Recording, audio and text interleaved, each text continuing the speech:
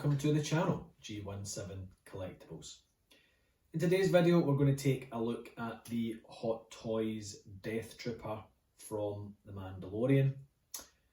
We'll do a bit of an unboxing, take a look at the figure and some of the accessories, and then we will do a bit of a posing session at the end to try and find the final pose that I intend to use in the Hot Toys 1/6 display.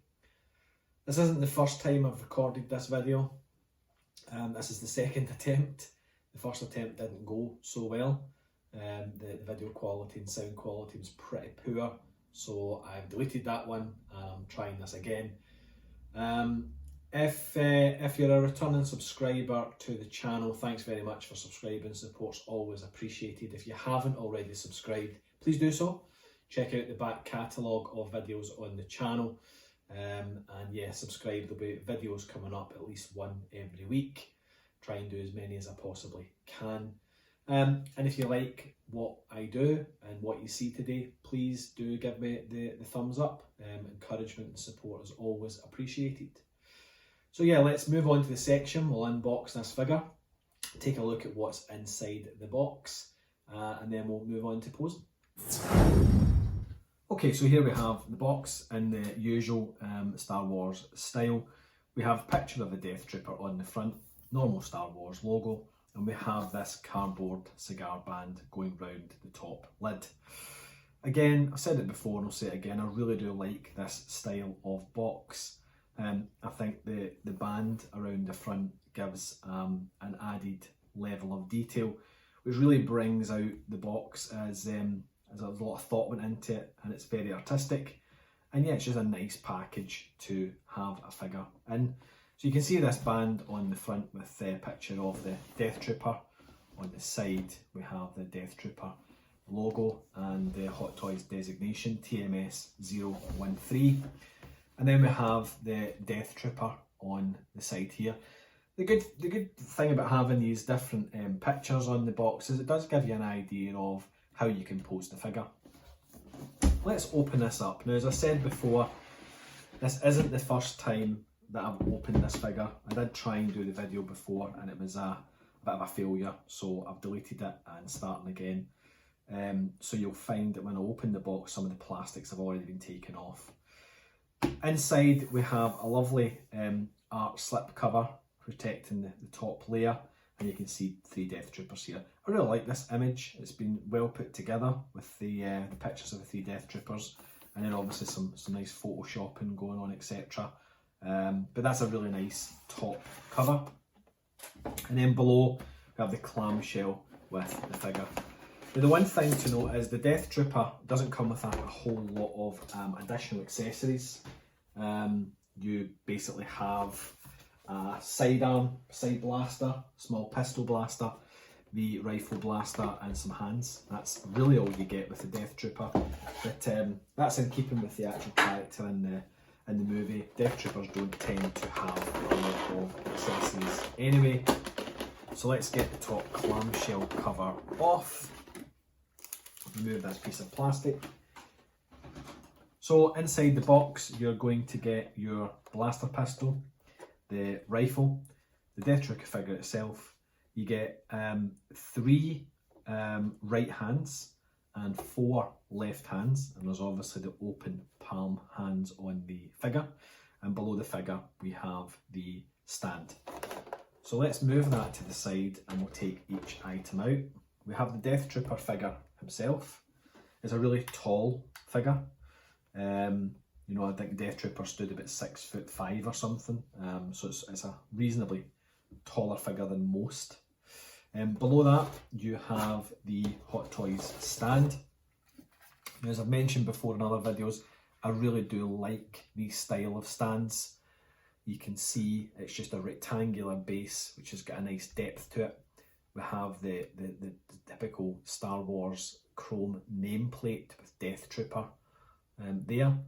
One point to note with this base is it is just bare raw plastic. You obviously have a floor tile moulded into the base, but there's no paint on this whatsoever. It's quite a bare and flat base, but that's okay. as bases go. It's the right shape, style, size, and it fits in with the rest of the figures. And I really like this particular base. I really wish all Hot Toys came with this base. They're nice, they're solid, they're compact, they display the figures well, and it gives every figure in the Star Wars series the same depth and height to pose your figures on top of. You also get the crotch grabber stand. This is in the new style, bit more modern than the stands of before. So let's just push that into the base. Now this isn't the first Death Trooper that I've owned or Hot Toys have released. They released a version, this one is from The Mandalorian, and they released a version when they first appeared in Rogue One. And in fact, I think there was two. There was the normal version and the Specialist.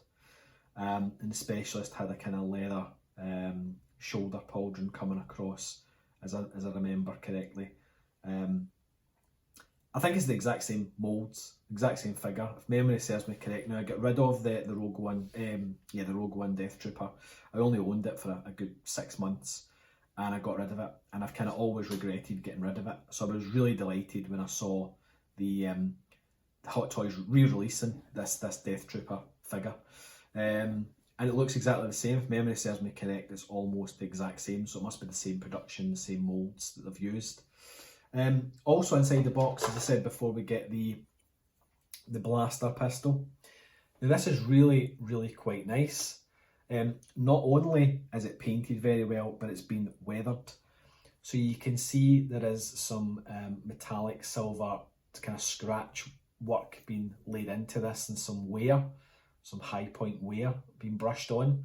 That's really quite nice. You tend to find that some of the weapons that have been produced with other figures are just a flat kind of black or gunmetal colour, and they often skip weathering. But that's one thing Hot Toys can do well, is put some weathering into the sidearm. And my favourite part is the rifle. Here we have the rifle here, and the other side with a nice strap hanging off. I don't really know how I feel about straps. I tend to not like the way they hang, so I tend to try and hide them in the figure once I've got a pose, and we'll do that later on. But here's the blaster rifle, as you can see. Again, it's been painted very well. It also has some minute detail on it. You can see here there is a wee wire going from that control box into the rifle. And again, you can see there is some weathering applied to this. It's not just, again, solid colours. And that's really quite nice.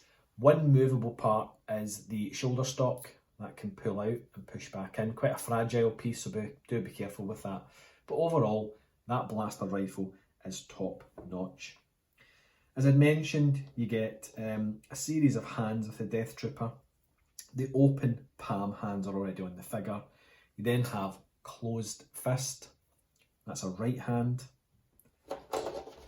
You have gun holding and trigger finger, which is a right hand. You then have a grasping hand, so that's almost like a gun holding hand without the trigger finger coming out. That's quite nice. There's a right hand as well, so that's 3 right hands. And then you have 4 left hands, so you have closed fist, left hand. Same again, gun holding trigger finger hand. Grasping hand, so you have that kind of like, again, gun holding hand without the trigger finger. But you also get this really open stretched hand, which I'm not entirely certain I understand what that's for at the moment. I might use it and see how I can work with it. It's almost like a hand where they would raise it up and say, you know, stop right there, kind of thing. It's not like a force using hand, but that's what it kind of reminds me of. You know, it's like fingers outstretched as if the character's using the force. Obviously that's not applicable to the Death Trooper, but that's what it's like. You also get some batteries, as well as spare wrist pegs. Here is the 3 very small batteries that have to be installed. They have to be installed in the top of the helmet, and we'll go through that once I have the camera angle changed. Effectively, the rangefinder here lights up white, and the two parts at the base of the helmet, what I would refer to as the mandibles, these light up green. Very, very similar to the original Rogue One Death Trooper. They also lit up, and the lights aren't that bright. So it's one of these figures that you probably will install the batteries if you want to see it work, but you're not going to go to the hassle of switching it on every time you want to look at the character. Plus, to be honest with you, I rarely leave batteries in my figures for fear of corrosion and damage over time. The one thing I do wish that Hot Toys would look into and perhaps do, and I personally would be willing to pay a little bit more for it, is to work out some way of powering the light up functions with figures through the base with an AC adapter. I'm sure in this world of wireless technology, there must be a way for some kind of magnetic or wireless technology to be built into the base so that you could get lighting effects, lightsabers, helmets, etc. lit up. But you know, that's a wish. Whether it happens or not is a different story. Figure wise, we'll go through this when I've got the figure standing up, but the figure is fantastic. The armour is painted flawlessly. It's a really, really nice kind of figure. Posing options wise, I've got a few in mind, but we'll go through the process and we'll see what we think we're going to end up with. But yeah, let's move on to that just now. Okay, so here we have the figure, and I've basically just stood him on the stand just to take a first initial look at the figure standing. So as I said before, it's really nice. The level of detail, the crispness of the moulding of the armour, the painting effects, as well as the weathering effects are really, really well done. The Death Trooper is a fantastic character in my mind, you know, from a trooper perspective. Something that was brand new in Rogue One. Hadn't seen it before, but it seemed to just fit into the Star Wars universe, and I really do like this character. As I've said, I'm really happy they re-released it for The Mandalorian, and it was included in the Mandalorian series. Now, from a posing perspective, there's a number of options. You can see there's a belt loop here. Just bring that closer to the camera, actually. There's a belt loop. And in that belt loop, it's magnetic. So there's a wee magnet on the belt here and a wee magnet on the belt there. Now that's to hook in the sidearm blaster, the pistol, and it'll just hang off of this belt loop. You can also see in this that there is some weathering and dirt detail being added to all the panel lines. That's very similar to the Rogue One Death Trooper, in that you've got all these panel lines kind of like with kind of dusty colour, a dusty light kind of greyish cream colour in all the panel lines, etc. So if I look at the helmet there, hopefully you can see some of that weathering that's been applied. On the rear, you can see some really nice detail in that canister. What I'm going to do now is I am going to take the top of the helmet off, and I'm going to install the batteries. So you take off this part of the helmet, which is magnetic, and underneath you have a little cover. You take that cover off with a very small screwdriver, install the batteries and turn the switch on. So let's do that just now, and I'll show you what the lighting looks like.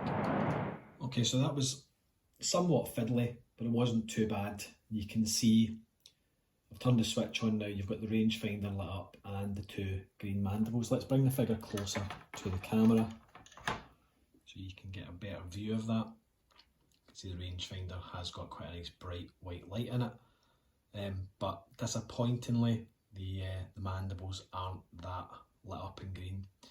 I guess it is very similar to the movie anyway. You know, it's not as if these bottom lights are too bright from the actual movie, but as I said before, batteries for me, they're good to have. but it's kind of pointless if you can't have the lighting on all the time, and the batteries don't last any more than a day or two. And you don't really want to keep taking the top of the helmet off and flicking the switch, although this one is remarkably easy to do. It's literally pull the cover off and flick the switch, put the helmet cover back on. It's not as difficult as perhaps a couple of other figures that I've got, like the Robocop or the Darth Vader, where in order to get the chest box or the voice activation to light up or to use that, you have to open the back of the suit up on Darth Vader and flick the switch, which is a bit fiddly. So it is an easier figure to get to the batteries, but I'll certainly be taking the batteries out. So what we're going to do now is we're going to go through the process of finding a pose for this character. My process generally involves, I always stick to a museum type pose rather than an action pose. That's just my personal preference on how I do things. So what I'll do is I'll start changing some hands out. I'll start putting the gun in different positions, using both the pistol and the rifle, although I already know that I'm going to be using the rifle as the final pose, so I might not even bother trying to even use this gun. Sometimes I surprise myself with things I don't think I'm going to do, and then I go ahead and do it and think, oh, that's actually better. But I can't see that, for me, using a pistol for a Death Trooper, it doesn't match up in my mind. He's a Death Trooper. He should be using a rifle. So I'm going to just put this straight on the belt, I think, through the belt loop, and start finding out how I'm going to pose with the rifle. And I'll go through the process I normally go through is I'll try different poses and try different ways of tilting the head or putting the head to the left or the right. And I'll find different, I'll get used to the figure, I'll learn about the figure, I'll understand the figure, how it moves. And through the posing process, I'll start saying, well, yeah, I like the head like that. I like the arm like that, and slowly but surely I'll get to the final pose. So let's try a few typical poses that I would do with rifles and blasters, and let's see which one is going to be the final pose. So I'll hit a snag straight away. As often with these things, the strap was feeding that through the belt loop to get the blaster pistol on, and the magnets came away from the belt. It's such a teeny little magnet that the connection between the belt piece here and the strap, there's not been a lot of glue applied on that at all. So literally just touched and I separated the belt loop, fed the belt loop through, and when I went to put it back on like that, I found the magnet had came off with it. So that's a bit disappointing, but it's one of these things that happens. I'm going to go and grab a wee spot of glue and I'll get that magnet glued back on so that we can have the holstered gun sitting on the Death Trooper side. Okay, so here's the first and initial pose. Again, just trying to understand the figure a bit more, see where I can move it. And all I've done is switch out the right hand and put the blaster in play. Now you can see this strap it's kind of hanging loose, so we need to do something with that if that was the pose we were going with. I have tilted twisted the head round to the left, which I kind of like a bit better than just having it looking straight down at us. So potentially in the final pose I'm going to go with the head tilted to the left. I've put a bit of a twist in the torso and the waist already, and twisted the left leg out slightly, and you can see I've got quite a wide stance at the moment. So it's looking kind of Death Trooper-ish, quite a mean stance at the moment. Haven't switched out this hand, I might change that for the closed fist. But already, I'm going to change this one, but I'm already thinking, yeah, I like the head twisted. But let's move on to the next pose. Now in this one I thought we'll have the gun, you know, kind of holding up in the air. And already this just isn't working. The reason why it's not working so well is because of the rubber undersuit causing me some restricted movement issues, and the shoulder and upper bicep armour, they're just getting in the way. And if I try and show you, it's trying to get that up. The arm doesn't want to, it's not a ratcheted shoulder, it's literally just a ball joint. And trying to get that arm to stay up high just isn't working.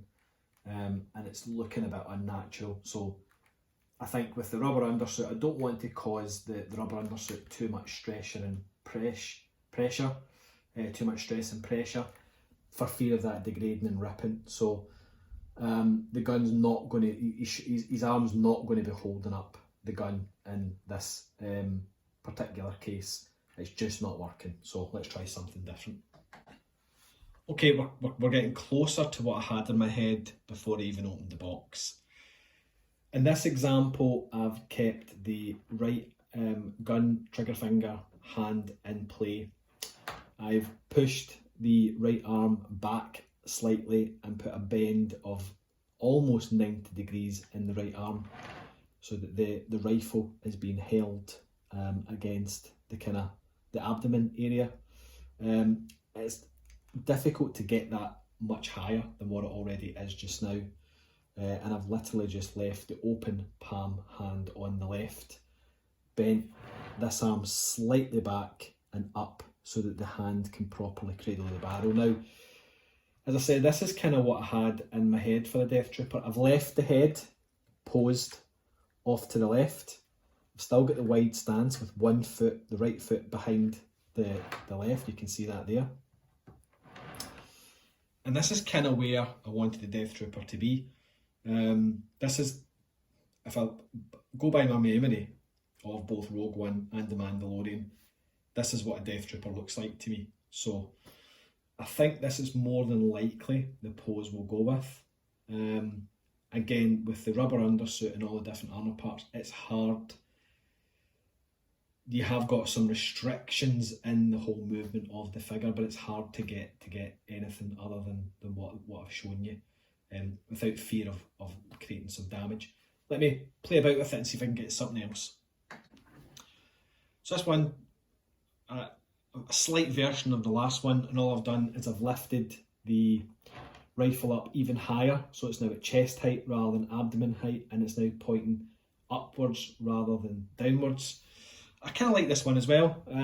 Haven't really done much adjustment to the arm here. All I've done is bring this elbow up a little bit higher, so it's a higher degree than 90, and lift this one up to cradle the under barrel. And again, you can see the angle of that arm is slightly more than a 90 degree angle.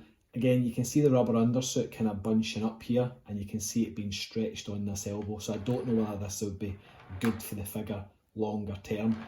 Again, I like the pose. I've tried to get the rifle as close to the chest as possible. It does still look like a Death Trooper to me with the rifle hanging high. But I think I'm going to go perhaps with the rifle being a bit lower. Probably more because I think it's more natural and it's better for the figure in the long run. Okay, this one's a bit silly, but I wanted to try and use this open, stretched out hand. At the moment, he's just kind of waving to his pal saying, "All right, how's it going?" So it's I really don't know what to use this hand for, to be honest with you. It's a kind of weird one to get. I maybe need to reference the movie to see if the Death Troopers use a hand or some kind of action like that. But yeah, let me try something different now. Okay, this one's a bit less silly. Just by pulling the arm in a bit to the body and lowering the rifle. This is him, in my mind, saying stop. You know, he's kind of halting people from going any further. I think maybe that's the point of that hand. It's to serve as a bit of a hand gesture to say stop where you are. The one thing throughout this whole posing session is I keep going with the same head position, twisted to the left, and you can see in this one I have turned the figure now, so he's almost fully turned to the left rather than looking straight on. And I've got the rifle kind of in a natural resting position, kind of hanging low, which I kind of like. I don't know whether I maybe leave just holding the one hand, but let's try something else. In this example, I've changed the left hand for a closed fist, pulled it in quite close to the body. I've left the right arm in that position, just holding the blaster. I don't really know if I kind of like this too much, to be honest with you. I thought I would just try something a bit different, but yeah, I don't think closed fist is the way to go. I think I've got a fair idea of what I want to do now, but let's see if I can try and find the final pose. Okay, so here we are with what I think will be my final pose. I fixed that belt loop, put a wee bit of spot of glue on the magnet and strap, and I've threaded the belt loop through the gap between the scope and the blaster itself, and then at the back around the bracket, and just hooked it back on. It is sitting at a slightly funny angle, but that's because of the way the strap's designed. I've kept the Death Trooper with holding this blaster rifle at abdomen level. That whole pose to me is kind of very reminiscent of what I think a Death Trooper would stand like in some of the movies, Rogue One and Mandalorian. Quite a wide stance. Again, I've got a slight twist in this leg and a slight twist in that leg, with this foot pointing more out towards the left. He is standing pretty much straight up and down, although I've put a twist in the torso. I like to make sure that that's a natural position. This arm is not necessarily, the top bicep arm is straight down, but I've then bent less than a 90-degree angle to cradle the barrel with the open palm on the rifle. The reason for that is not to put too much stress and pressure on the rubber undersuit. Round the back, not a lot to say about round the back, to be honest with you. And I've got the right arm not necessarily pushed back anymore. I've kind of left this going straight up and down, and I've put less than a 90-degree angle bend in the forearm of this one. Again, not to put too much stress on the rubber undersuit. The head remains slightly twisted off to the left, and I'm pretty happy with that. I think that's probably what's going to be the final pose. I might tweak it here, there and everywhere. The one thing I did do was the rifle strap. I have tucked that underneath the right arm here, and I don't know if you can see, but the strap literally goes round this canister at the back there, and then comes all the way round. So that takes care of the strap kind of flapping and hanging loose, which I think tidies the figure up quite a lot. And that's the way that I want to have it. So that's kind of like my general posing process. Is I'll take my time to have something in my head, what I want to try and achieve. I'll try out all different options. I like to try out, things I didn't think I was going to use. But I've ended up probably with what I had in my head in the first place. There was no surprises in this particular one. You are restricted, it's got limited movement, but you still can get a good few really cracking poses out the figure. So yeah, that's how I'm going to keep it, and I'm quite happy with that. Overall, I think it's an excellent figure. I think, I paid something like £252 direct from Sideshow. Ordered it, very recently, actually, only about a month ago, maybe 6 weeks ago, and it arrived within a couple of days. Sideshow's ordering system for in-stock products is fantastic. Obviously, in the UK, you have to pay tax on that, but all in, it was £252. It's a cracking figure, it really is, and I'm so glad to have it back in the collection. As I said to you before, I had the Death Trooper Specialist and kind of regretted ever getting rid of it. So I'm really happy I can add this into the collection now. And if you are thinking about getting one, I wouldn't hesitate. I think this is one that's going to become sold out very soon on Sideshow's website and other retailers and stockists. So worth the money, yes. It's definitely a really, really excellent figure. So that's it from me for this video. Thank you for sticking with it, and thank you for checking the video out. It's greatly appreciated. As I said, there's videos in the back catalogue, so if you haven't checked them out, please do so. Please subscribe, and please give me the thumbs up. So again, thanks very much for checking out this video, and until the next one, do take care.